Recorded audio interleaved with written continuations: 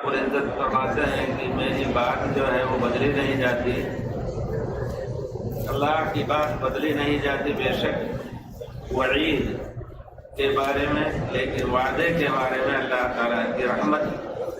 اللہ تعالیٰ اگر انسان نے شرک نہیں کیا ہے تو اللہ تعالیٰ بدل سکتا ہے، جہنم کا مستحق ہونے کے باوجود اللہ تعالیٰ اپنی رحمت سے اس کو بدل سکتا ہے۔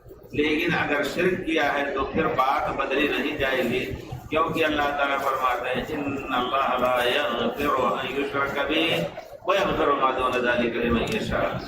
اللہ تعالیٰ شرک کو معاف نہیں کرے گا، اس کے علاوہ جو چاہے معاف کر دے، بدل سکتا ہے۔ لیکن وعید جو ہے جہنم کی، اگر مشرک ہے تو اللہ تعالیٰ بات نہیں بدلیں گے۔ اور پھر قیامت کے دن جو فیصلہ ہو جائے گا تمام اعمال کو دیکھ کر کے، جو فیصلہ ہوگا وہ پھر اللہ تعالیٰ بدلے گا نہیں۔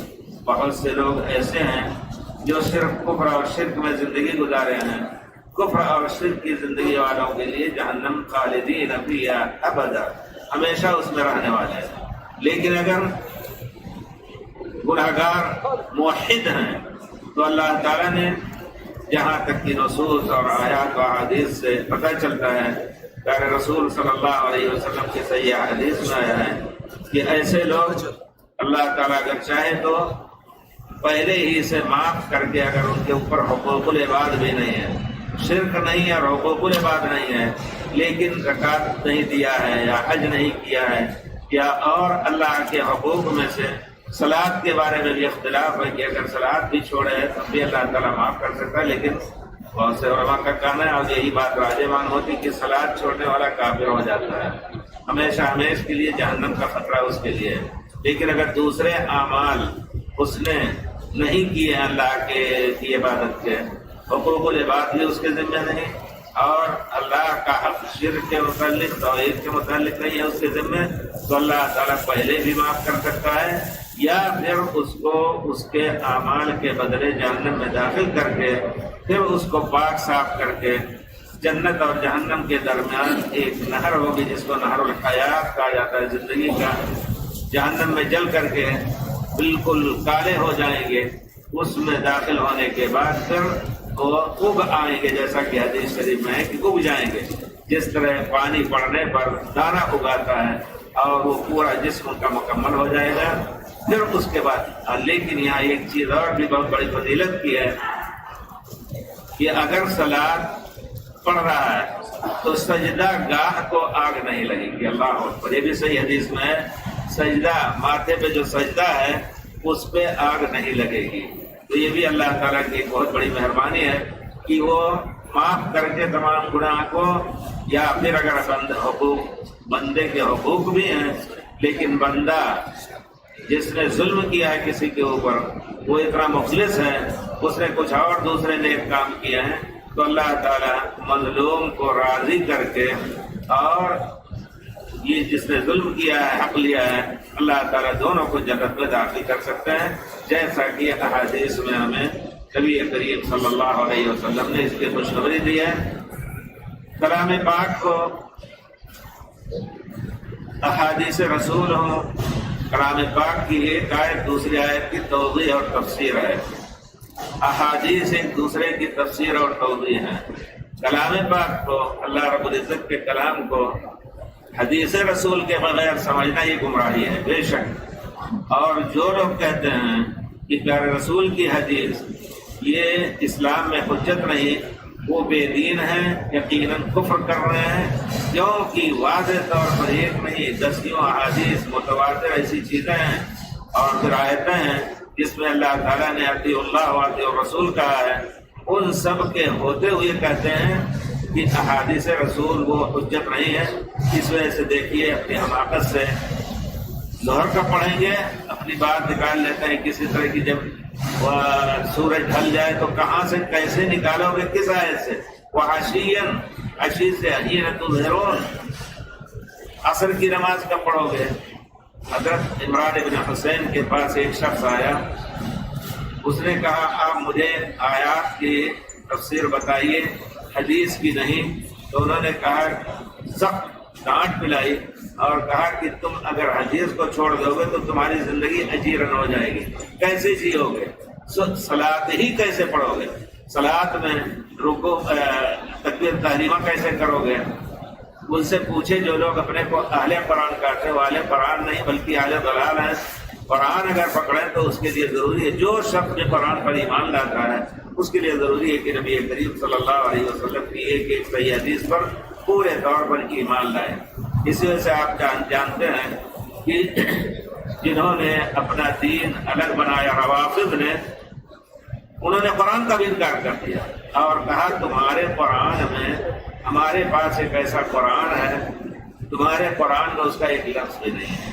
تو انہوں نے قرآن کو بھی بے عمل کر دیا اپنے اوپر، اور کہتے ہیں ہمارے پاس دوسرا قرآن۔ لیکن مشکل یہ ہے کہ آپ کے سامنے وہ ظاہر کرتے ہیں کہ ہم قرآن پر عمل کرتے ہیں، قرآن پڑھتے ہیں، منافقین کی طرح۔ اس وجہ سے کسی نے سوال کیا تھا کہ اگر روافض کافر ہیں، بے شک کافر ہیں، ان کے کفر میں کوئی شبہ نہیں ہے، کیونکہ وہ حضرت ابوبکر، عمر، یار غار، جن کے بارے میں اللہ تعالیٰ نے گواہی دی ان کے ایمان کی، صحابہ کرام، مہاجرین اور پھر انصار، جن کے فعلم ما فی قلوبہم، اللہ نے ان کے دلوں کے ایمان کو جان لیا، ان کے ایمان اور ان کے اخلاص کی شہادت اللہ نے دی، اس کا انکار کر رہے ہیں اور کہتے ہیں کافر ہو گئے ابوبکر، عمر سب۔ تو یقیناً یہ لوگ کافر ہیں، بے شک اس میں کوئی شبہ نہیں، لیکن نفاق برتنے آپ کے سامنے آئیں گے تو یہ قرآن پڑھیں گے یہاں، اور اگر یہ کہہ دیں یا کھل کر کے کہ ہم نہیں مانیں گے اور یا پورے طور پر اعلان کر دیں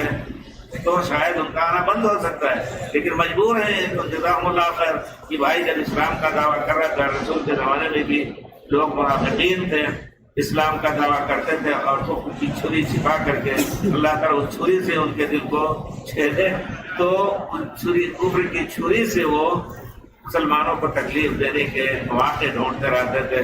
جب بھی موقع آیا، غزوات کے موقع، غزوہ احد کے موقع پر کتنے پیچھے کے باہر۔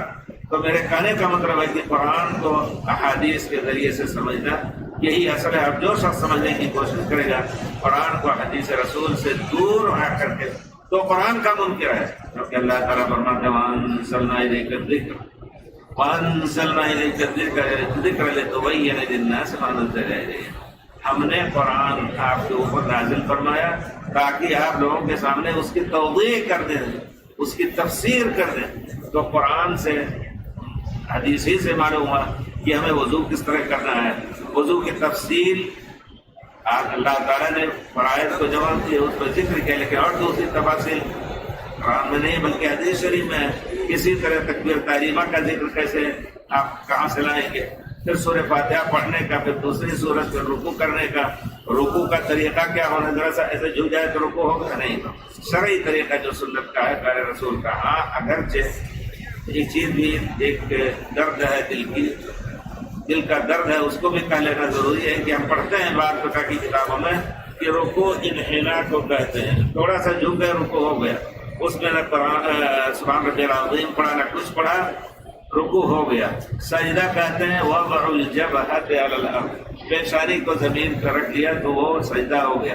حالانکہ یہ سجدہ شرعی نہیں ہے، سجدہ رکوع شرعی ہے کہ آپ پورے طور پر اپنے پیٹھ کو لمبا کر کے اور اپنے ہاتھ کو گھٹنے پہ رکھ کر کے، سر کو نیچے نہ ہونا اوپر ہو، یہ سب پیارے رسول سے لیا جائے گا۔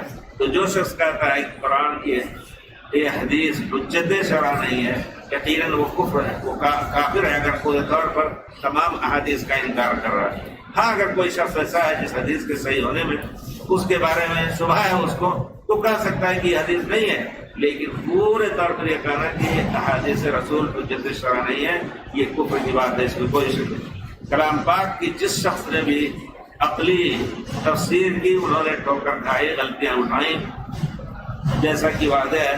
اللہ تعالیٰ فرماتے ہیں ما یبدل القول لدی وما انا بظلام للعبید، میری بات بدلی نہیں جائے گی اور میں بندوں کے ساتھ ظلم کرنے والا نہیں۔ ظلام یہ صفت مبالغہ کرتے ہیں، زیادہ ظلم کرے، کیا اللہ تعالیٰ تھوڑا ظلم کرے؟ نہیں، اللہ تعالیٰ لا یظلم مثقال ذرہ، اللہ نے کہہ دیا۔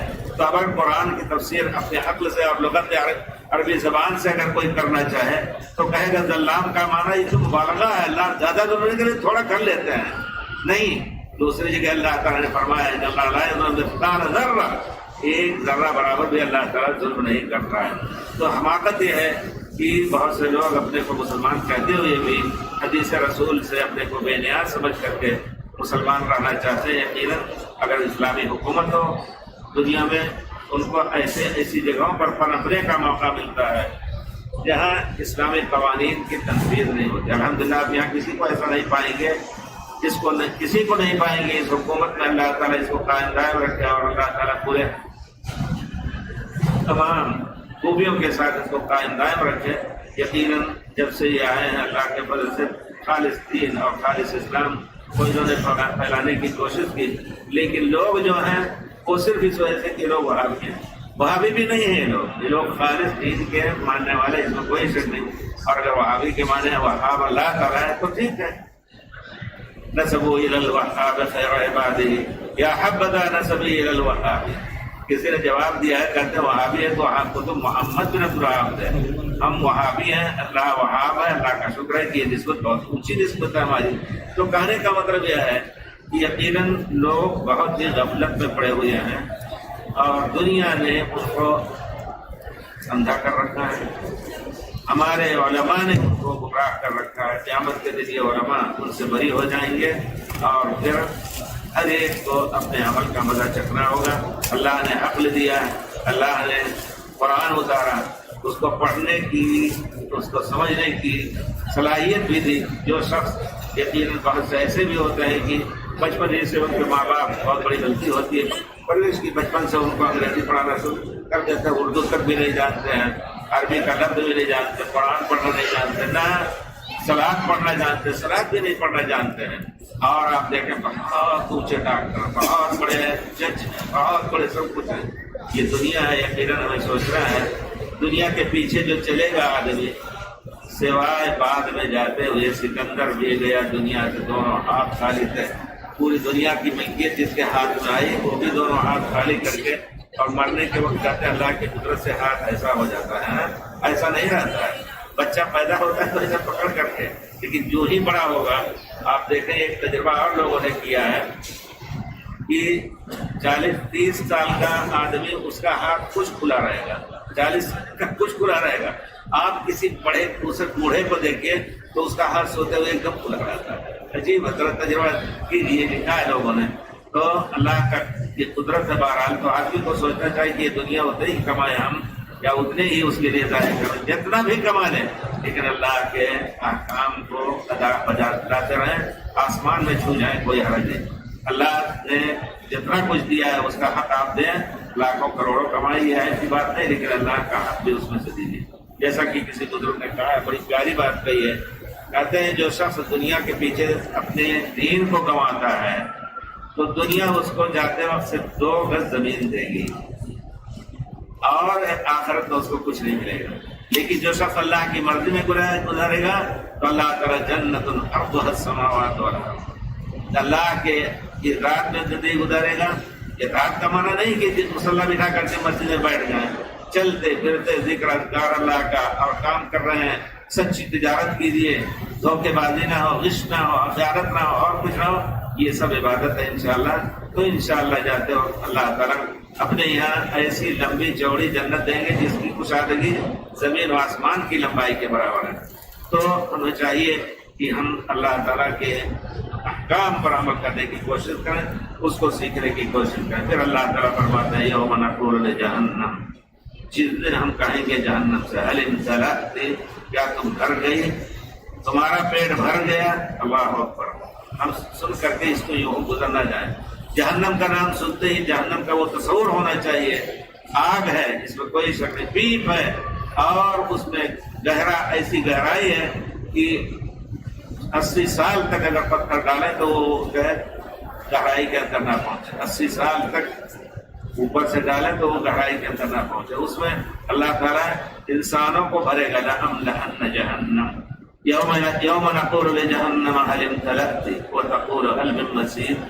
جس دن یاد کرو اس دن کو، جس دن ہم کہیں گے جہنم سے کہ تمہارا پیٹ بھر گیا یا اور کچھ چاہیے، تو جہنم کہے گی هل من مزید، یا اور کچھ ہے، ابھی پیٹ نہیں بھرا ہے، یہی تفسیر صحیح ہے. ہم نے پڑھا ہے وہ تفسیر جس میں لکھا ہے کسی نے کہ یہ مثال بھی دیا. ذرا سنیے. کوئی میں کہہ رہا ہوں کہ حدیث رسول سے دور ہو کر کے تفسیر میں بھی گمراہی ہوتی ہے. کسی مفسر بزرگ نے لکھا ہے، کہتے ہیں ہمیں یقین نہیں، یعنی یقینی طور پر ہم نہیں کہہ سکتے کہ جہنم بول کر کے کہے گی، یا ایک ایسی بات ہے جیسے کہا جائے، مثال جو دی انہوں نے، جیسے کہا جائے کوئی کہے اپنی گاڑی سے بھائی تو چلتی کیوں نہیں ہے، تو جواب دیتی ہے میرے اندر پیٹرول نہیں ہے. یعنی نتیجہ یہی ہے.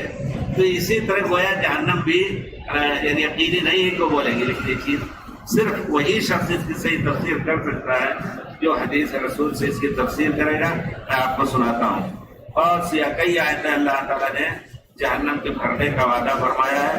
جہنم کہے گی مزید چاہیے، حل میں مزید. کچھ لوگوں نے تفسیر کیا حل میں مزید، اب تو نہیں، پیٹ تو بھر گیا، کیا آگے اور زیادہ کی کیا ضرورت ہے.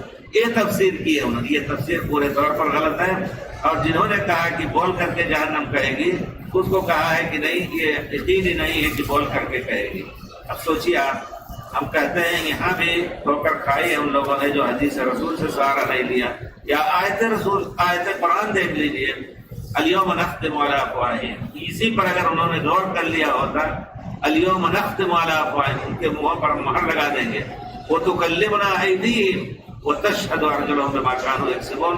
آج کے دن ان کے منہ پر ہم مہر لگا دیں گے، اور پھر ہاتھ اور پیر سے کہیں گے وہ یقال، جیسا کہ جس میں وہ یقال لارکان اتقی، خود کے اعضاء سے کہے گا بول کر کے بتاؤ تمہارے ذریعے سے کس کو مارا ہے، کس کو ظلم کیا ہے، تمہارے ذریعے سے کسی غیر محرم عورت کو پکڑا ہے، اور تمہارے ہاتھ کے ذریعے سے تم کیا کیا کیا، چوری کی ہے.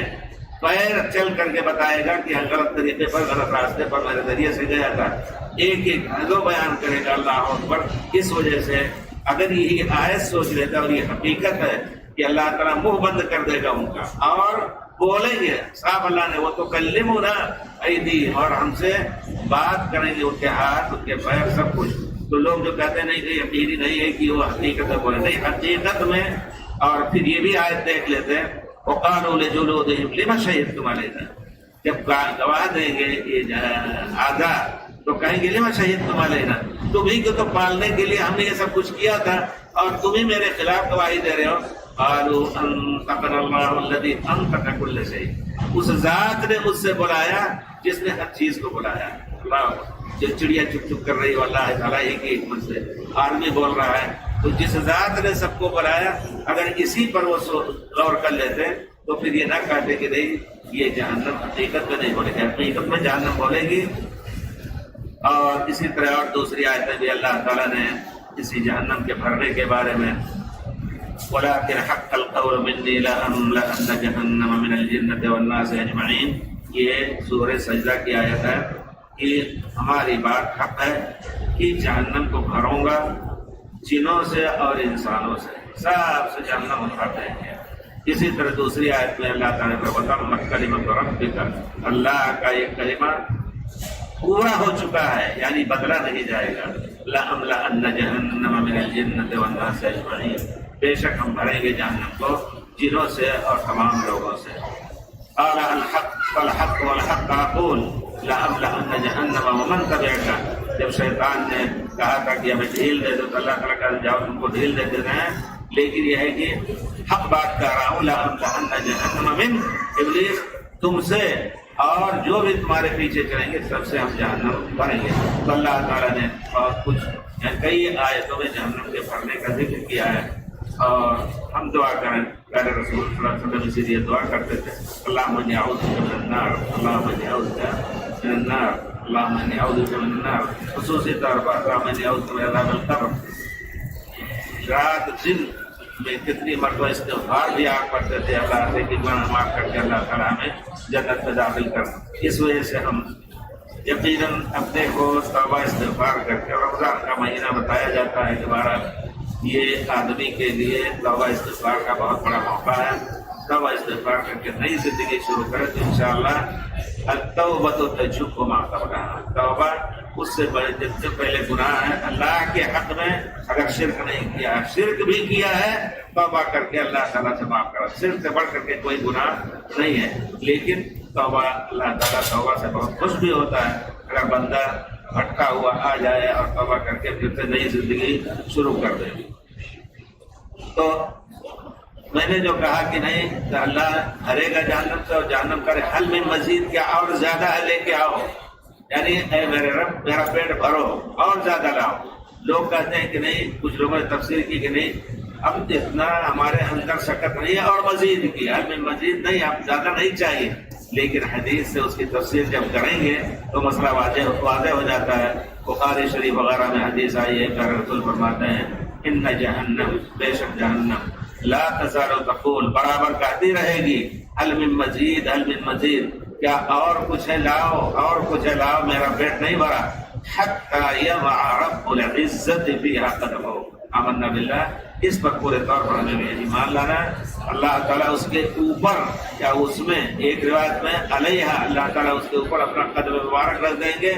ہمیں یقین رکھنا ہے کہ اللہ کے قدم ہے، اللہ کے ساتھ ہے، یوم پڈلی ہے، یوم یکشف عن ساق، اللہ تعالیٰ کہتے ہیں ید اللہ فوق ایدیہم وجہ اللہ، ان سب چیزوں پر ہمیں اسی طرح ایمان لانا ہے جس طرح ہم اپنی ذات پر ایمان لاتے ہیں، اپنے باپ دادا کے اوپر ایمان لاتے ہیں، اس میں شبہ نہیں ہونا چاہیے۔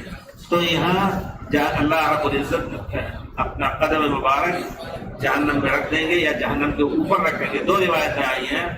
تو اس کے بعد جہنم حتی یضع رب العزت فیہا قدمہ فینزوی بعضها الی بعض، پھر جہنم سکڑ جائے گی، پیارے رب کے قدم سے کی وجہ سے جہنم سکڑ کر کے اس کا پیٹ بھر جائے گا، جہنم سکڑ جائے گی، وتقول قد کافی ہے، اب نہیں اور نہیں کچھ چاہیے، قد اتنا کافی ہے۔ اب اس کے چھوڑ کر کے کوئی دوسری تفسیر کر رہا ہے تو غلط ہے، یعنی حل من مزید کی تفسیر کی جہنم طلب کرے گی لاؤ مزید لاؤ، یہاں تک کہ رب العزت اپنا قدم مبارک دیں گے پھر اس کا پیٹ بھر جائے گا۔ تو اس حدیث میں واضح طور پر ہے کہ جہنم طلب کرے گی اور اللہ تعالیٰ اس کو بھریں گے اس طرح۔ اسی طرح اور دوسری روایتوں میں بھی آیا ہے جس سے جہنم کا ذکر ہے، اور جہنم کے بارے میں ایک حدیث ہے بخاری شریف وغیرہ کی ہے جی، کہ جہنم اور جنت دونوں فخر کر رہے تھے۔ جہنم کہہ رہی تھی اوذرت بالمتکبرین والمتجبرین، کہ اللہ تعالیٰ نے میرے اندر جو دنیا میں جبر اور ظلم کرتے تھے لوگوں پر، جو کبر کرتے تھے، ان کو لا کر کے میرے پیٹ میں ڈالے گا اللہ تعالیٰ۔ یہ بڑے لوگ ہمارے فخر کر رہے ہیں جہنم جنت کے اوپر۔ جنت نے کہا ما لی لا یدخلنی الا ضعفاء الناس وسقطهم، جو میرے اندر صرف کمزور لوگ، غریب مسکین داخل ہوں گے، تو اللہ تعالیٰ جنت سے کہے گا انت رحمتی ارحم بکی من اشاء من عبادی، تو میری رحمت کا مظہر ہے، تیرے ذریعے سے جس کے اوپر چاہوں گا میں رحم کروں گا۔ وقابل النار، جہنم سے اللہ تعالیٰ کہیں گے انما انت عذاب، سو عذاب ہے، وعذب بکی من اشاء من عبادی، تیرے ذریعے سے جس کو چاہوں گا میں عذاب دوں گا۔ وَلِكُلٍّ وَاحِدٍ مِّنْكُمَا مَلْءُهَا، تم میں سے دونوں کو ہمیں بھرنا ضروری ہے، یہ اللہ تعالیٰ نے گویا وعدہ کیا ہے۔ فَأَمَّا النَّارُ فَلَا تَمْتَلِئ، جہنم اس وقت تک نہیں بھرے گی حَتَّى يَضَعَ الْجَبَّارُ رِجْلَهُ، اللہ رب العزت اپنا پیر مبارک رکھیں، فَتَقُولُ قَدْ قَدْ قَدْ، 3 مرتبہ اس روایت میں ہے، بخاری شریف کی روایت ہے کہ جہنم کرے گی بس اب پیٹ بھر گیا، وَهُنَالِكَ تَمْتَلِئُ، یہاں بھر جائے گی، وَيُزْوَى بَعْضُهُ إِلَى بَعْضٍ، اور ایک دوسرے کے ساتھ سپڑ جائے گی۔ وَلَا يَظْلِمُ اللَّهُ مِنْ خَلْقِهِ أَحَدًا، اللہ تعالیٰ اپنے مخلوق میں سے کسی پر ظلم نہیں کرتا ہے۔ وَأَمَّا الْجَنَّةُ فَإِنَّ اللَّهَ يُنشِئُ لَهَا خَلْقًا، اگر جنت نہیں بھرے گی تو اللہ تعالیٰ کچھ لوگوں کو پیدا کر کے اس میں بھرے گا۔ بہت لمبی چوڑی ہے جنت الارض والسماوات والارض، یہ سب جنت اور جہنم کے بارے میں۔ تو تفسیر کے بارے میں ہم کہتے ہیں کہ پہلے سب سے پہلے قرآن کی آیت دیکھنا ہے، پھر احادیث صحیحہ ہے، یہ تفسیر، یہی تفسیر مقبول ہے، صحابہ کرام کی یہی تفسیر تھی، ائمہ اعظام کی یہی تفسیر تھی۔ ہر جہاں نہیں مل رہی ہے تو لغت عربی انا انزلناہ قرآن عربی، عربی زبان کی لفظ، عربی زبان کے الفاظ جن معانی کے متحمل ہیں ان کی تعویل کی جا سکتی، یہ بھی ہو سکتا ہے، یہ بھی ہو سکتا ہے۔ اور کلام پاک اور احادیث رسول کے الفاظ بہت ہی جامع ہوتے ہیں، کئی معنی اس میں ہو سکتے ہیں۔ پھر اللہ رب العزت فرماتے ہیں وَأُزْلِفَتِ الْجَنَّةُ لِلْمُتَّقِينَ غَيْرَ بَعِيدٍ هَذَا مَا تُوعَدُونَ لِكُلِّ أَوَّابٍ حَفِيظٍ وَأُزْلِفَتِ الْجَنَّةُ لِلْمُتَّقِينَ غَيْرَ بَعِيدٍ۔ ابھی حشر کا موقع ہے، حشر میں ابھی جنت میں جانا ہے، اللہ کے نیک بندوں کو جنت قریب کر دی جائے گی، ان کو زیادہ دور جا کر کے نہیں جانا پڑے گا۔ اور اسی طرح جہنم بھی جیسا کہ روایتوں میں آیا ہے قریب ہو جائے گی۔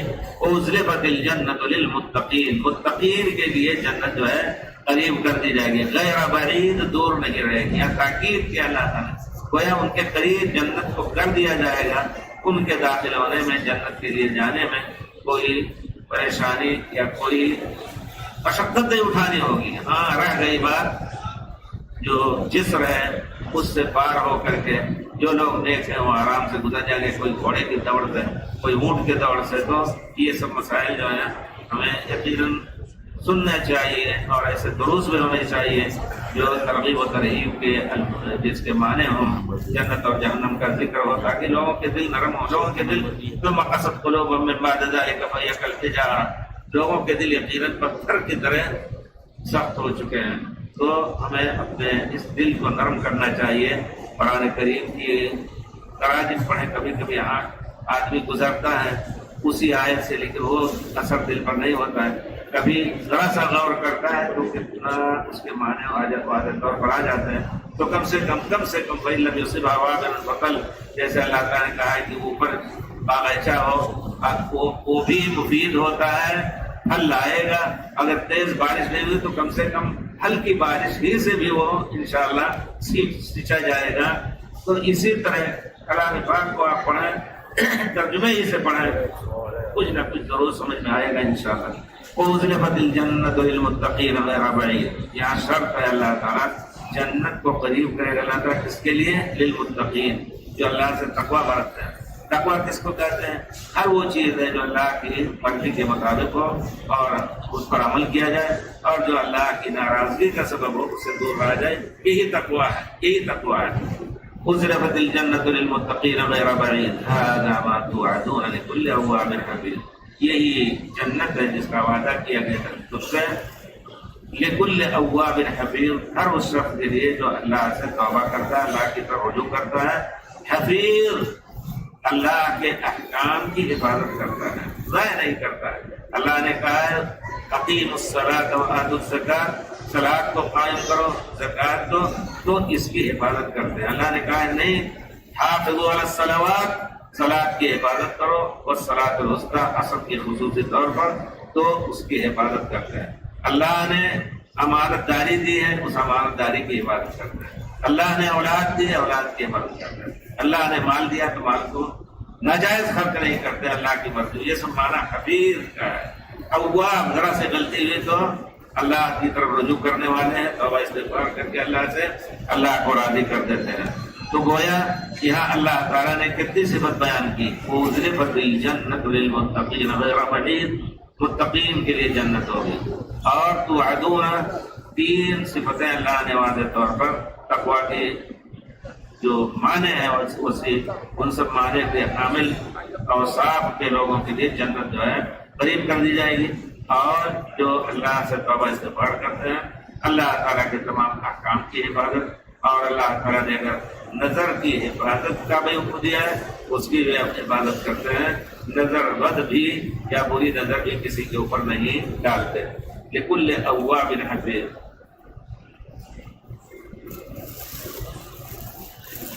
من خشی الرحمن بالغیب، یہاں چوتھی صفت ہے من خشی الرحمن بالغیب۔ کون ہوتا ہے؟ جو تنہائی میں بھی اللہ سے ڈرتا رہتا ہے۔ بہت بڑی بات ہے تنہائی میں ڈرنے کی۔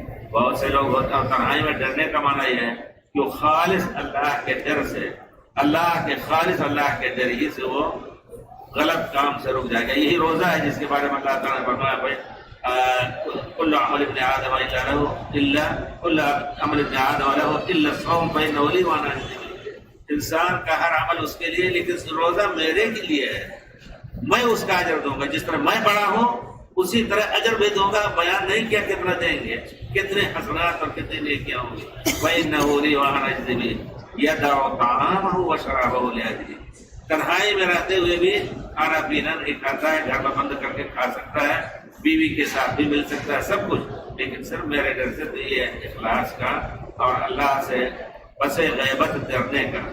اللہ کی لوگوں کے سامنے تو بہت متقی بنتا ہے آدمی، کوئی بھی کام ہو دکھانے کے لیے کبھی کبھی اور لمبی نماز پڑھنے لگتا ہے، لیکن انسان تنہائی میں کبھی کبھی بڑے گناہ بھی کر لیتا ہے۔ حدیث شریف میں ذکر کیا تھا، شاید عربی میں ذکر کیا ہے، اردو میں ایک حدیث ہے کہ بہت سے لوگ ہیں، حدیث مبارک ہے، بہت سے لوگ ایسے ہیں جو تہامہ پہاڑ جیسی نیکیاں کیے ہوں گے، لیکن جب تنہائی میں ہوتے ہیں تو وہ غلط کام کرتے ہیں، ان کے تمام اعمال اللہ تعالیٰ ضائع کر دے گا۔ تو اس وجہ سے تنہائی کا عمل جو ہے یہ بہت بڑا، آپ نے وہ حدیث بھی سنی ہوگی جس میں ہے میرے رسول فرماتے ہیں سبعۃ یظلھم اللہ فی ظلہ یوم لا ظل الا ظلہ، ظلہ 7 قسم کے لوگ ایسے ہیں کہ اللہ تعالیٰ ان کو اپنے عرش کا سایہ دیں گے اس دن جبکہ کوئی سایہ نہ ہوگا، وہی حشر کے دن میں جبکہ سورج سوادے پر تمازت دیکھتا ہوگا، گرمی سے لوگوں کے دماغ کھول رہے ہوتے ہوں گے، اس وقت اللہ تعالیٰ کچھ لوگوں کو اپنے عرش کا سایہ دے گا۔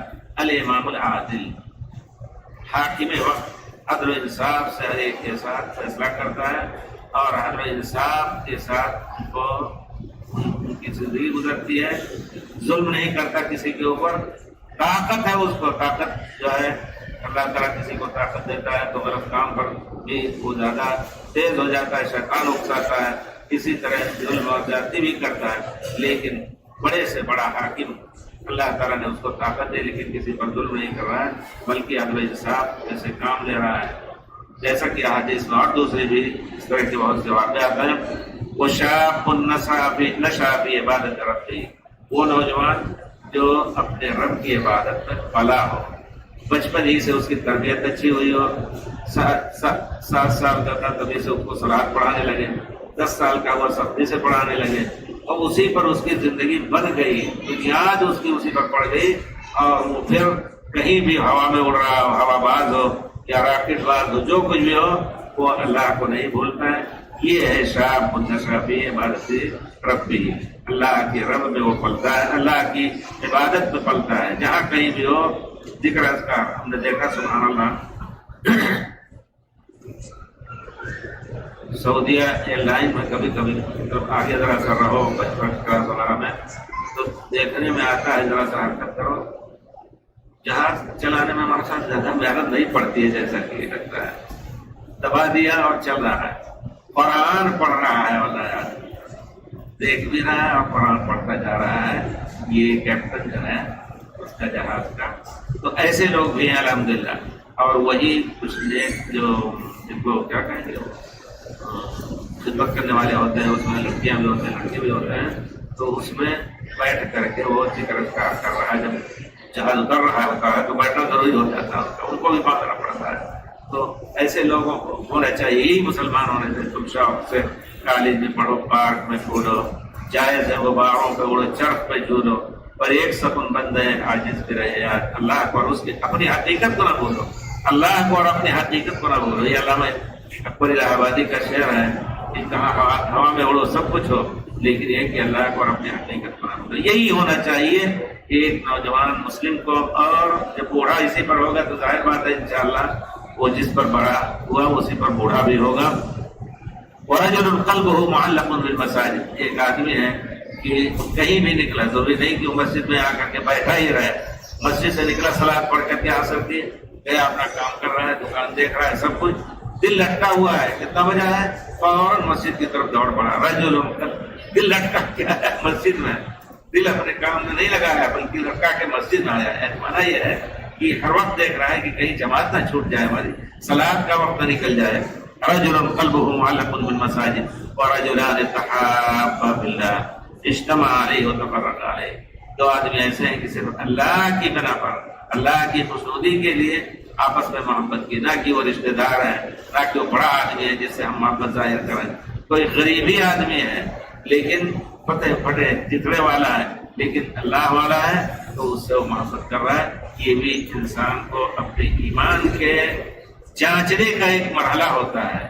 ہم خود محسوس کریں کہ ہم واقعی کسی ایسے آدمی سے، کبھی کبھی ایسا بھی، جیسے روضۃ العقلاء کتاب بڑی اچھی ہے، اس میں بیان کیا ہے کہ اس آدمی کی مثال جو بڑے کو صرف اس کے بڑپن کی وجہ سے اچھا کپڑا پہنے ہوئے ہیں، لوگ اس سے ساتھ چل رہے ہیں، اس کا احترام کر رہا ہے، اور کسی غریب کو پھٹے کپڑے والے کو دیکھ تو حقیر سمجھتا ہے، اس کی مثال کتے کی طرح ہے. ذرا سوچیے، یقیناً کتا بھی اگر دیکھتا ہے کوئی اچھا کپڑا پہنے ہوئے تو اس کے سامنے دم ہلانے لگتا ہے. بیچارہ غریب کوئی میلے کپڑے والا، پھٹے کپڑے والا تو اس کے اوپر بھونکنے لگتا ہے.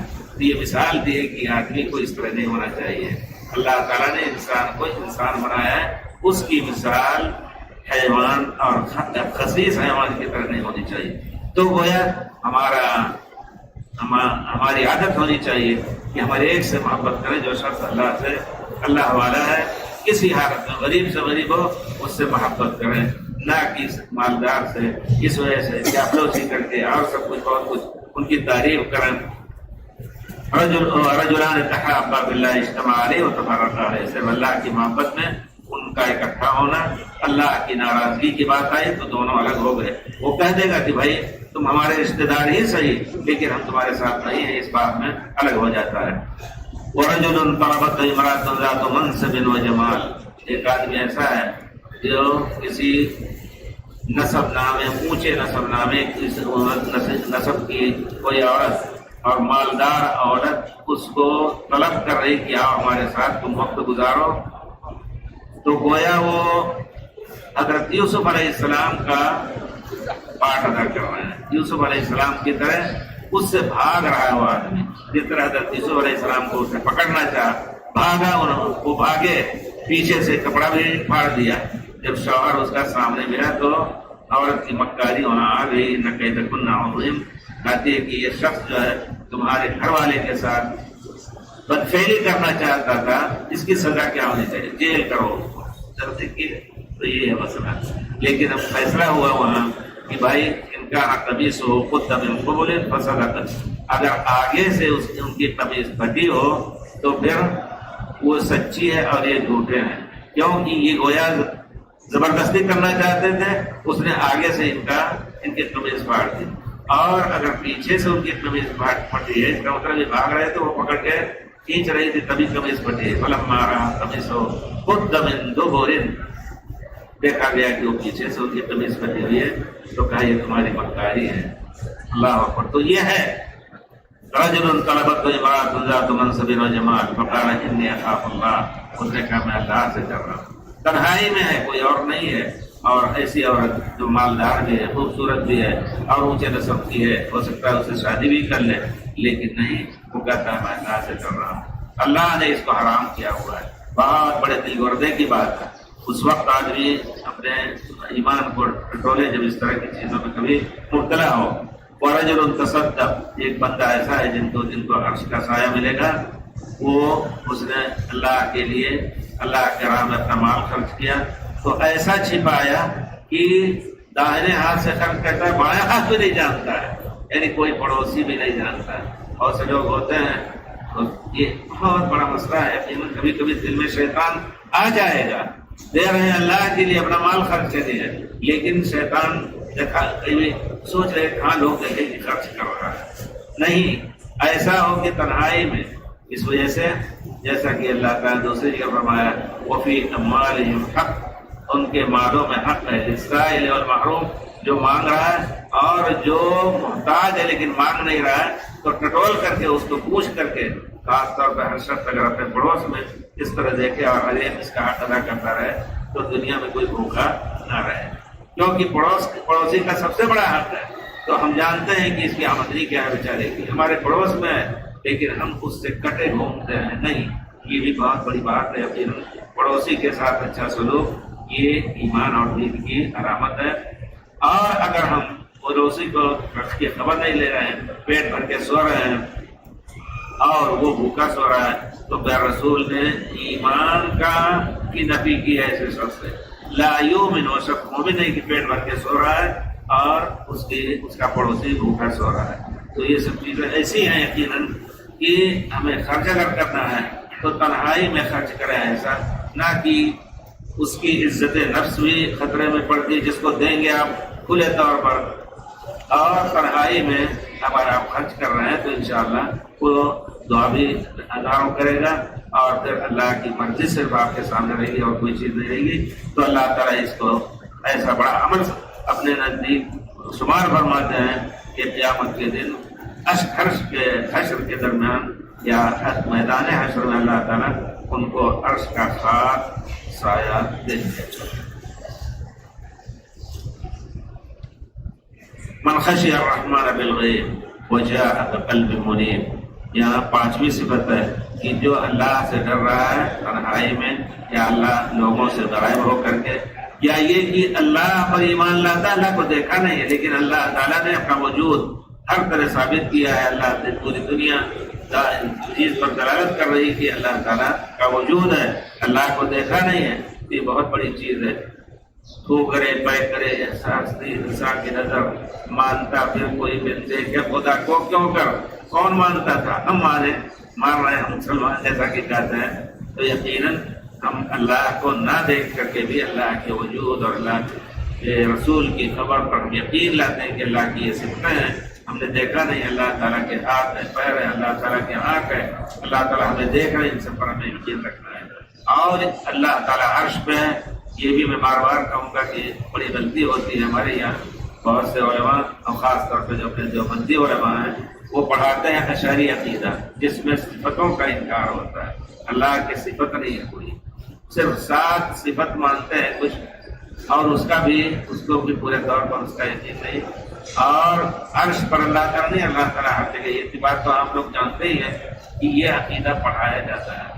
اللہ اکبر، حالانکہ اللہ تعالیٰ نے ایک نہیں 7 آیتوں میں اسی لفظ الرحمن والا عرش استوى، رحمان ثم استوى على العرش، پھر اللہ تعالیٰ عرش پر مستوی ہوا، عرش جس کی صفت آئی ہے اور فرشتے اس کو لے کر کے آئے ہوئے ہیں، رسول نے صحیح حدیث میں بیان فرمایا ہے اللہ عرش پر مستوی ہے۔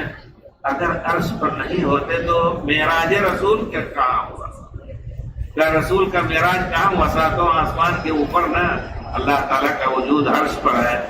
اگر اللہ تعالیٰ ہر جگہ ہے تو پھر دنیا چھوڑ کر کے اتنا لمبا سفر اللہ تعالیٰ نے کیوں کرایا پیارے رسول کا؟ اسی وجہ سے کہا جاتا ہے کہ پیارے رسول صلی اللہ علیہ وسلم الحمدللہ افضل الرسول ہے، ہمیں کسی رسول کی حقیقت نہیں کرنی ہے، لیکن جب بات آئے گی فضائل کی تو پیارے رسول کو کہا جائے سب سے افضل ہے۔ حضرت موسیٰ علیہ السلام سے اللہ نے بات کی، کلم اللہ موسیٰ تک، لیکن زمین پر تھے، اللہ تعالیٰ عرش تھے، وہاں اللہ تعالیٰ اپنے پاس بلا کر کے، لیکن اللہ کو دیکھا نہیں، جیسا کہ صحیح حدیث میں اس پر بھی اپنے رکھنا ہے بات کی، اللہ تعالیٰ نے صلوات کو 5 صلوات کو فرض کیا، تو گویا یہ یقین رکھنا ہے کہ اللہ تعالیٰ عرش میں، اللہ تعالیٰ ہر جگہ نہیں ہے۔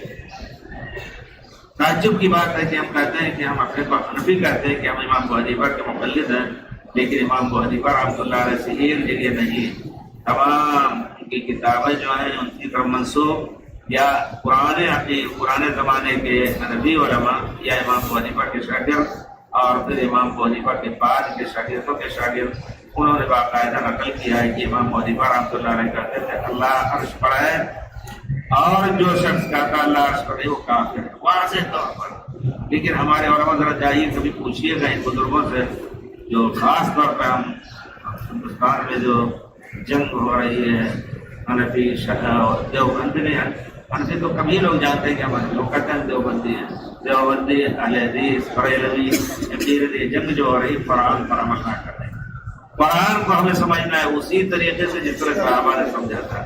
صحابہ میں سے کسی نے کبھی نہیں پوچھا کہ عرش پر اللہ تعالیٰ کیسے مستوی ہے، بلکہ ایک عورت کو لے کے آئے، ایک لڑکی ایک لونڈی کو لے کے آئے، ایک صحابی پیارے رسول کے پاس کہتے ہیں کہ میں اس کو آزاد کرنا چاہتا ہوں، تو پیارے رسول نے فرمایا تو مسلمانوں کا این اللہ، اللہ کہاں ہے؟ تو اشارہ کیا اس نے اوپر.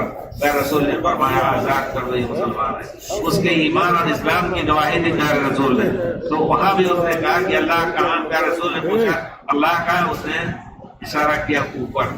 تو یہ جو ہے کتنی واضح دلیلوں کے باوجود ہمارے بزرگ اسی پر اڑے ہوئے کہ نہیں اللہ تعالیٰ ہر جگہ ہے اور یہی عقیدہ پڑھایا جاتا ہے.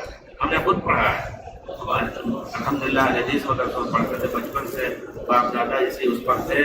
اور ہم یوسف اور ہم لوگوں کے باپ دادا کا سید نذیر حسین کے ایک شاگرد رحمۃ اللہ علیہ مسجد دہلی جو انہوں نے قائم کیا اس میں پڑھے. وہاں سے پھر ہم بنارس گئے.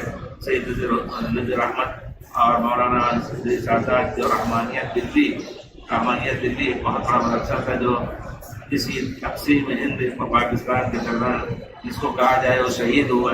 اس کو حکومت نے قبضہ کر لیا. اس کی بلڈنگ اب بھی جا کے دیکھیے. آج سے 40-45 سال پہلے کسی نے لکھا تھا، کہتے ہیں ہم نے جا کر کے جس کے برآمدوں میں ہم گھوما کرتے تھے، جس کے کمرے میں ہماری رہائش تھی، جا کے دیکھا 40 سال ہو رہے ہیں ایک اینٹ یا ایک پتھر بھی نہیں رکھا انہوں نے. وہی پرانی بلڈنگ ہم پہ چل رہی ہے. اس پہ انہوں نے پتہ نہیں آپ کوئی میموریل یا کیا کوئی انٹر کالج کھول رکھا ہے حکومت نے. تو کیا کہہ رہا تھا بول گیا. تو کہنے کا مطلب ہے الحمدللہ کہ میں نے وہ کتاب وہ بھی حدیثوں کے یہاں دونوں فقہ عربی پڑھائی جاتی ہے، ساتھ ساتھ میں حدیث الحمدللہ پڑھا ہم نے. سنن نبی داؤد کے ساتھ ساتھ سر وقایہ پڑھائی جاتی ہے، بلوغ المرام کے ساتھ یہ کیا قدوری شریف، اور اسی طرح بخاری شریف وغیرہ جب پڑھتے ہیں اس کے ساتھ ساتھ ہدایہ ایک سال میں آدھا 2 سال میں الحمدللہ. اور شرح عقائد نصفیہ بھی ہم نے پڑھی ہے، جس میں واضح طور پر اللہ کی صفات کا انکار اور پھر اللہ تعالیٰ ہر جگہ ہے اس کا اس بات، اور اسی کی تلقین طلبا کو دی جاتی ہے. آپ جا کر کے بڑے علماء سے وہاں پوچھیے کہ آخر قرآن میں اس طرح ہے اور ہمارے امام کا یہ کہنا ہے. تو ہم یہ کہتے ہیں کہ آپ دیوبندی تو ہو سکتے ہیں، حنفی نہیں ہوئے. اگر حنفی ہوتے تو امام ابو حنیفہ کے عقیدے پر بھی عمل کرتے ہیں. معاف کیجیے گا اس وجہ سے میں کہہ رہا ہوں کہ ہمارے علماء جو ہیں وہ اس طرح کا جو ہم دوسرا عقیدہ رکھنے والے ان سے باقاعدہ مخالفت کرتے ہیں، ان کو مٹانے کی کوشش کرتے ہیں. آپ نے سنی ہوگی شاید کسی ان کے بڑے عالم کی، میں نے اس پر تھوڑا سا محاسبہ کیا. الحمدللہ میں نے کتاب لکھی ہے، کتاب کا نسخہ اگر ہو تو لائیے گا بھائی، دے دیجیے کچھ بھائیوں کو. علماء دیوبند کو مشورہ، وہ باقاعدہ ان کا ایک ان کی خاص میٹنگ میں کچھ اس طرح کے پلان بنائے گئے. بڑی گھبراہٹ ہے امریکہ میں اور یہ سب. اور جامعہ اسلامیہ مدینہ منورہ یہ غیر مقلدیت کو پھیلاتا ہے. جب تک ہم سوچیے یہ لفظ ان کا ہے، جب تک ہم اصل منبع کو نہیں کچلیں، یعنی اتنا بڑا حوصلہ ہے کہ اس کو بھی مدینہ یونیورسٹی کا پورا منہج بدل دیں.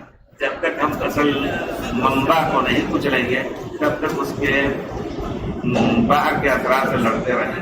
اب آپ سوچیے کتنا بڑا من کرتا ہے کہ یہ سب بھی کر رہا ہے. تو میرے کہنے کا مطلب ہے کہ اللہ کا تو میں نے مشورہ لکھا ہے بڑے نرم انداز میں. انشاءاللہ آپ لوگ پڑھیں گے تو انشاءاللہ متاثر ہوں گے اس سے. کسی عربی نے اس کو، میں نے عربی میں تو اس کو کہا کہ عربی کرو تو عربی میں کیا.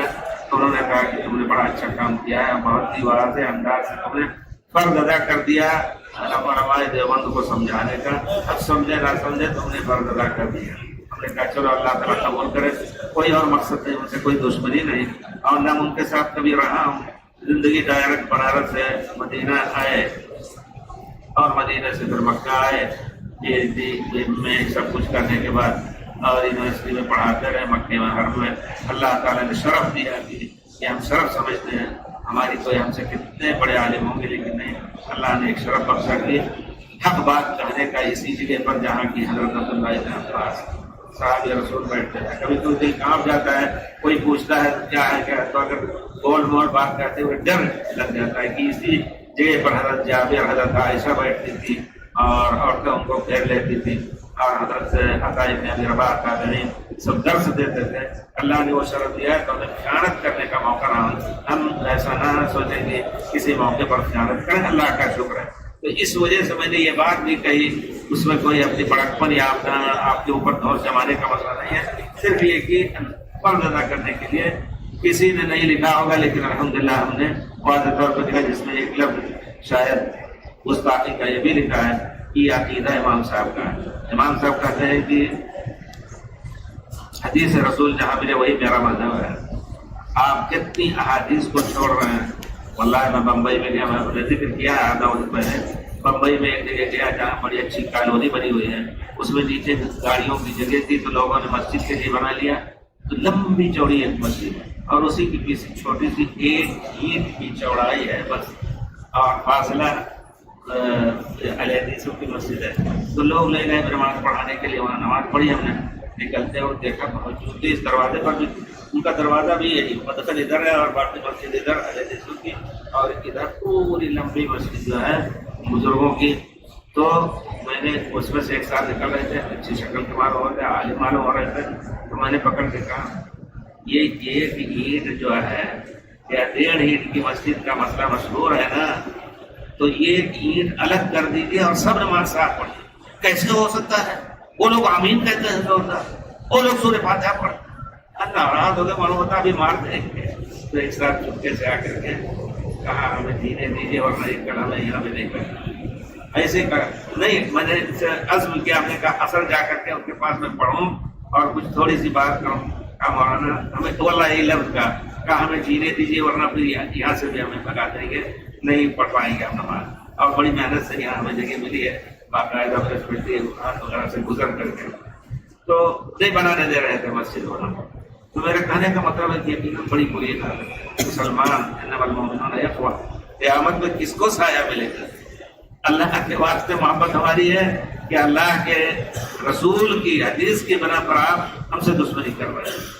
اللہ اکبر، بڑی تعجب کی بات۔ میں کہہ رہا ہوں بچپن ہی سے اللہ یہ چیز سمجھ میں نہیں آتی تھی، جب پڑھتا تھا میں تو میں کہتا تھا کہ بھائی جب حدیث رسول میں ہے تو اس طرح یہ لوگ کیوں عقیدہ رکھتے ہیں؟ الحمدللہ، اور وہ اس بڑھاپے تک الحمدللہ یہ خیال ابھی تک زندہ ہے، اور ہم دعا کرتے ہیں کہ اللہ تعالیٰ ہمارے سب بھائیوں کو قرآن حدیث کا عامل بنا دے، اور جہاں نہ ملے قرآن حدیث سے مسئلے تو ہمارے امام وہی نہیں، چاروں نہیں، ہزاروں امام پیدا کیے ہیں اسلام نے، ضرورت کے ہر ایک کی رائے سے استفادہ کر کے فتویٰ دیا جا سکتا ہے جی، لیکن جہاں حدیث رسول ہو اس کو چھوڑنے یا اس کو زبردستی چھوڑانے کی کوشش کرنا، یہ بہت بڑے جرم کی بات اللہ تعالیٰ کے یہاں ہو جائے گی۔ اس میں کوئی سے وما کان للمؤمن ولا مؤمنۃ، کسی مومن مرد اور کسی مومن عورت کے لیے جائز ہی نہیں ہے، ما کان للمؤمن ولا مؤمنۃ ان یکون لهم الخيارۃ اذا قضى الله ورسوله امرا، جب اللہ کے رسول کسی چیز کا فیصلہ کر دیں تو لینے یا نہ لینے کا کوئی اختیار ان کو نہ ہو، نہیں لینا ہی ہے، اس میں اختیار نہیں ہے۔ تو یہ ہے ایک مومن کی شان۔ اب ہمارے بزرگ بخاری شریف کی حدیث ہے، واضح طور پر ہے، صرف اتنی خمکری ہماری ایک مسئلے کی بنا پر ہم قیامت برپا کر دیں، آپس میں ایک دوسرے سے دشمنی، اس کی لڑکی کی شادی، ایسے بھی دیکھا گیا لڑکے سے محبت ہو گئی کسی لڑکی سے پڑھتے ہوئے، شادی کر لی، دونوں نے ایک ہی تھے، طلاق دینا ہے کیونکہ وہ ہمارے مذہب کی نہیں۔ یہ سب باتیں شریف میں صرف اس کہہ رہا ہوں کہ الحمدللہ بہت سے بھائی آئے ہیں، ہو سکتا ہے اس قسم کی باتیں نہ سنیں، تو میں جان بوجھ کر کے تھوڑا سا موقع نکال کر کے کہہ رہا ہوں صرف اللہ کے لیے، کہ ہم صرف اللہ کے لیے قرآن حدیث کو اپنا عمل کا منہج بنائیں، طریقہ کار بنائیں، اور ائمہ سے محبت کریں۔ ائمہ طے کر کے گئے ہیں کہ جہاں حدیث رسول ملے وہی میرا مطلب، نہیں عمل کر رہے ہیں لوگ جی۔ میں کہتا ہوں، ان سے کہا ہم نے، کہا کم سے کم آپ اپنے پر نسبت جو کر رہے ہیں امام صاحب کی طرف، تو ان کی بات بھی مانیے، عقیدہ بھی ان کا مانیے، اور پھر آگے چل کر کے اور گمراہیاں ہمارے بزرگوں میں ہیں، سلوک اور تزکیہ کے نام سے، سلوک تزکیہ کے معنی سے تصوف کے نام سے کتنی بڑی بدعتیں ایجاد کرتے ہیں، بیعت لیتے ہیں، اور پھر ذکر اذکار کے خاص طریقے ہوتے ہیں جو غیر رسول کے طریقے سے خارج ہے، اس میں کوئی شک نہیں۔ ہاں وہ جو کچھ ہے ہمیں چاہیے کہ یقیناً ہم دنیا میں چند دن ہمیں رہنا ہے، اور پھر آخرت میں جا کر کے اللہ تعالیٰ کا سخت حساب دینا ہوگا۔ اگر آخرت کا ایمان ہو اچھی طرح تو یقیناً آدمی، لیکن ہمارا ایمان سے چراغ کی طرح کمزور ہے، اللہ معاف کرے۔ تو گویا جن کتنے لوگ ہوئے جن کا اللہ تعالیٰ نے، جو اللہ کی طرف رجوع کرتے ہیں، اللہ سے بس غیبت کرتے ہیں لوگوں کے سامنے، جس طرح ان کی زندگی کھلی کتاب کی طرح، وہ اندر بھی اسی طرح رہتے ہیں، کسی کو دکھانے کی کوئی نیت نہیں ان کی، اور نہ تنہائی میں کوئی غلط کام کرنے کی کوشش ان کی۔ اور اسی طرح ایک دوسری روایت میں جن کو اللہ تعالیٰ عرش کا سایہ دیں گے، رجل ذکر اللہ خالیا ففاض عیناہ، ایک آدمی تھا تنہائی میں اللہ کو یاد کیا، اللہ کے غضب کو یاد کیا، اللہ کی رحمت کو یاد کیا، آنکھ اس کی بہہ پڑی، ففاض عیناہ، اللہ سے ڈر کر کے اور اللہ کے شوق میں، اللہ کی نعمتوں اور اللہ کی رحمتوں کے شوق میں آنکھ بہہ پڑی اور دعا کر رہے کہ اللہ تعالیٰ کو اپنی رحمت دے، تو ان کو بھی اللہ تعالیٰ عرش کا سایہ دے۔ رجل ذکر اللہ خالیا، تنہائی میں اللہ کی یاد کی اس نے، ففاض عیناہ، تو اس کی آنکھ بہہ پڑی جی۔ تو وہ ذکر جو ہے گویا دل سے بھی کرتے رہتے ہیں، زبان سے بھی کرتے رہتے ہیں۔ بہت سے بزرگ مجلس میں بیٹھے ہوتے تھے، عام طور پر ذکر جو ہے زبان اور دل دونوں کے ساتھ ہونا چاہیے تاکہ اجر زیادہ ہو۔ بہت سے بزرگ عبداللہ بن مبارک رحمۃ اللہ علیہ اور دوسرے ائمہ کا ذکر ہے کہ کبھی وہ تنہائی اکٹھا مجلس میں بیٹھتے تھے تو وہ چپ رہتے تھے اور دل سے ذکر کرتے تھے کہ ہونٹ دیکھ کر کے کوئی نہ کہے کہ ذکر کر رہے ریا نہ ہو جائے، ٹھیک ہے، اس طرح بچا کرتے تھے ریا اور نمود سے۔ ہم سب کو بھی اللہ تعالیٰ، اور پھر اس آیت میں، ان حدیثوں میں اللہ کے سامنے رونے کی جو فضیلت ہے، یہ بہت بڑا ایک اجر کا ذریعہ ہے۔ پھر اللہ تعالیٰ فرمائیں گے ادخلوها بسلام وازلفت الجنۃ للمتقین غیر بعید، ازلفت الجنۃ للمتقین غیر بعید، جنت قریب کر دی جائے گی متقین کے لیے، دور نہیں ہوگی۔ تو اللہ تعالیٰ کہیں گے اس کے بعد ادخلوها بسلام، جنتوں میں داخل ہو جاؤ، جنتیں ہوں گی ہر ایک کی، ادخلوها بسلام، سلامتی کے ساتھ داخل ہو جاؤ۔ ذالک یوم الخلود، آج کے دن ہمیشہ رہنے کا دن ہے، آج کے دن فیصلہ ہو چکا، ہمیشہ تمہیں رہنا ہے۔ آپ نے وہ حدیث مبارک سنی ہوگی، جب جنت والے جنت میں بیٹھ جائیں گے اور جہنم والے جہنم میں، کیا سمجھ تو نہیں ہے، جنت والے جنت میں بیٹھ جائیں گے اور جہنم والے جہنم میں بیٹھ جائیں گے، تو بیچ میں دونوں کے درمیان موت کو لا کر کے میڑھے کی شکل اللہ تعالیٰ بنائے گا اور موت کو ذبح کر دیا جائے گا اور پکار دیا جائے گا، یا اہل النار، اے جہنم والوں، اب موت نہیں آئے گی، موت کو ہم نے ختم کر دیا ہے، موت آئے گی ہی نہیں تمہیں، اور جنت والوں کا ہوگا کہ تمہیں بھی موت نہیں آئے گی، تو ہمیشہ ہمیشہ رہنا۔ اس وجہ سے ادخلوها بسلام، سلامتی کے ساتھ۔ ایک معنی تو یہ ہے کہ جنت میں جو داخل ہوگا نہ اس کو کسی قسم کا غم ہوگا، نہ کسی قسم کی بیماری ہوگی، جو چاہیں گے اللہ تعالیٰ ان کو، جیسا کہ اللہ تعالیٰ آگے کی آیت میں فرماتے ہیں لَهُم مَّا يَشَاءُونَ فِيهَا وَلَدَيْنَا مَزِيدٌ، جو چاہیں گے نیک خواہشیں، غلط خواہش وہاں نہیں آئے گی، اللہ تعالیٰ کہیں گے ہم مہیا کریں گے، اور اس کے علاوہ بھی ایسی چیزیں جس کا وہ تصور بھی نہیں کر سکتے، تصور کر سکتے ہیں کہ ہمیں فلاں قسم کا پھل چاہیے۔ یہاں تک کہ حدیث شریف میں ایک صحابی کہتے ہیں اللہ کے رسول، جنت میں کھیتی کرنے کو ملے گا، اسی میں ان کا ذوق تھا، اسی میں ان کو مزہ مل رہا تھا، کھیتی کرنے کو ملے گا۔ رسول فرماتے ہیں جی ہاں، جیسا چاہو گے وہاں تمہیں ملے گا، اور فوری طور پر چاہو گے تو فوراً گیہوں اور اس کی کھیتی اس کی بڑی ہو گئی، کھجور پھل گیا اور کھانے شروع کر دو، تو اپنی محنت سے جو کھائے تو اور لطف ہوگا۔ یہ عجیب ہے۔ اسی طرح حدیث شریف، صحیح حدیث میں رسول فرماتے ہیں کہ جنت کا آدمی مومن جنت میں اگر یہ چاہے گا کہ میرے پاس چھوٹا بچہ ہو، اس کے ساتھ کھیلو، فوراً وہ پیدا ہوگا اور فوراً بڑا بھی ہو جائے گا اور ان کے سامنے دوڑنے لگے گا۔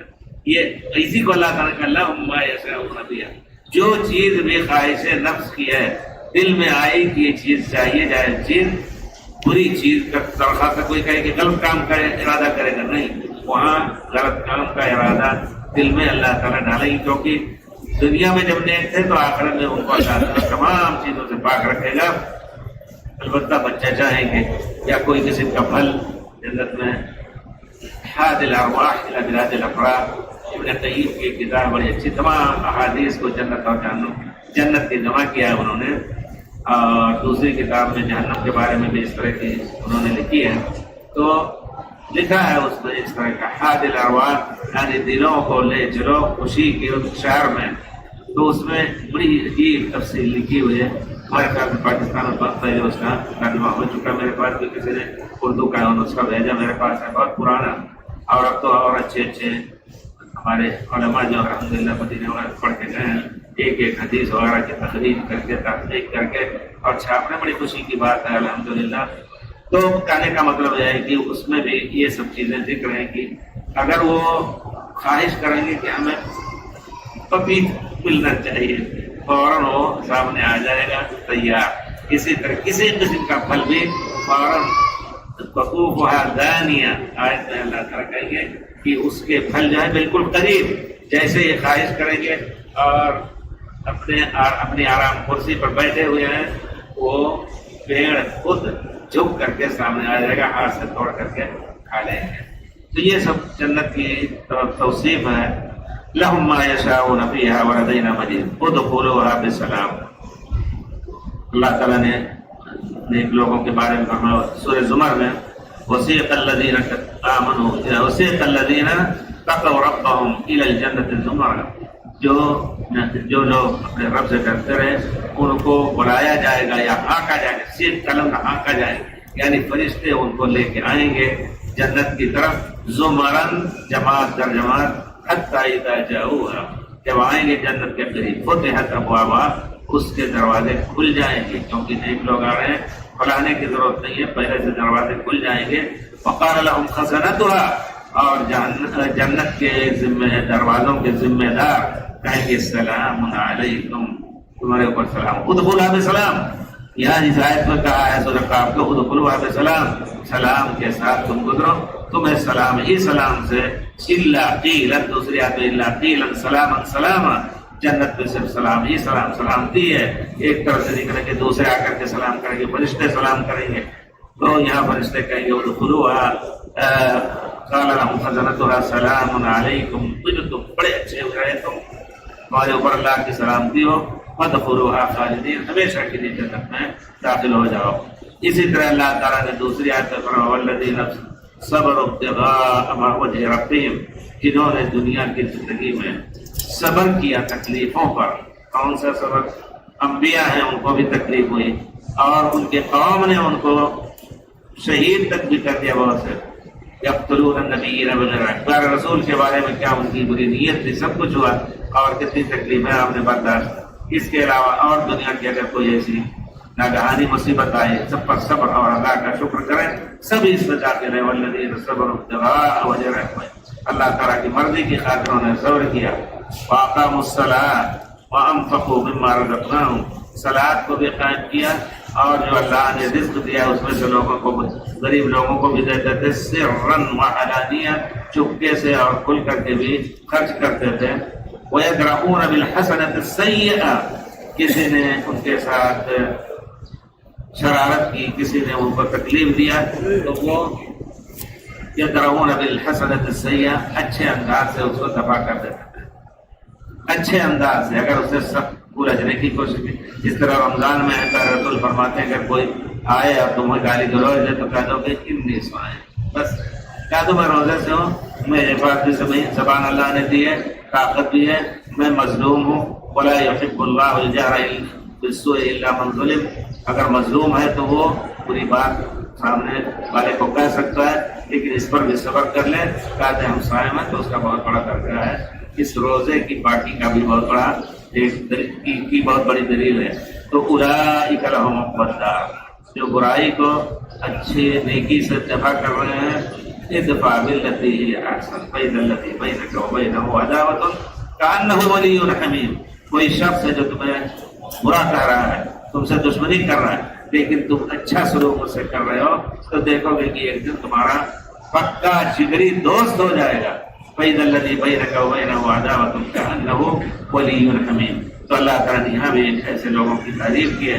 اولئک لهم عقبی الدار، اللہ تعالیٰ قیامت میں آخرت کا انجام انہیں کے لیے جنات عدن، اللہ تعالیٰ ان کے لیے اولئک لهم عقبی الدار جنات عدن يدخلونها، جنت ہمیشہ رہنے والی جنت جو ہے اس میں وہ داخل ہوں گے. ومن صلح من آبائهم وازواجهم وذرياتهم، اور جو نیک ہیں ان کے باپ، ان کی بیویاں، ان کے اولاد سب ان کے ساتھ رہیں گے، تبھی تو جا کر کے نعمت مکمل ہوگی اور خوشی مکمل ہوگی۔